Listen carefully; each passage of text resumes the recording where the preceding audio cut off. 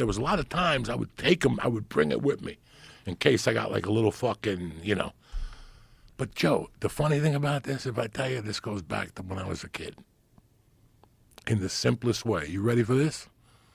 I was a little fucking fruitcake when I came from Cuba. Do you know I sucked the pacifier until I was 6? So after like I was 3, they took them away from you, but I'd hide them in strategic places. And whenever shit got dangerous, I'd go over, suck it, put it down, and then I'd fucking go back to what was going on here. So when I lived in 88th Street in New York City, my mom had a jukebox at the bar.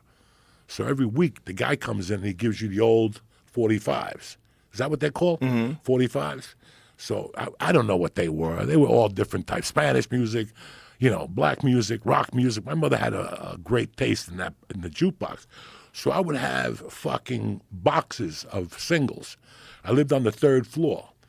And if you go to 205 West A, even today, you pull up to it, you'll see where I live, where I grew up right there on the 3rd floor, but you'll see that there's a parking garage there. They never really, it's like an old building. Now it's redone again. They did something. When we were kids, we played back there. So whenever I had anxiety, I would go upstairs to suck on the pacifier. I wasn't cool enough to put them on the street yet.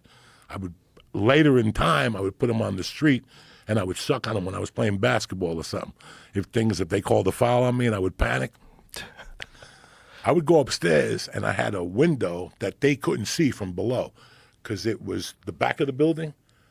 So it was like an indentation and all our windows. You can't see that from there. So I would take those 45s and I would whip them.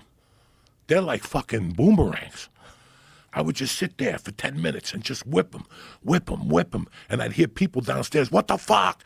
Stop it, you fucking scumbag. What's going on? And then I run downstairs and all these kids would be holding on to their heads and shit. They're like, where'd you go? And I go, I went upstairs to go to the bathroom.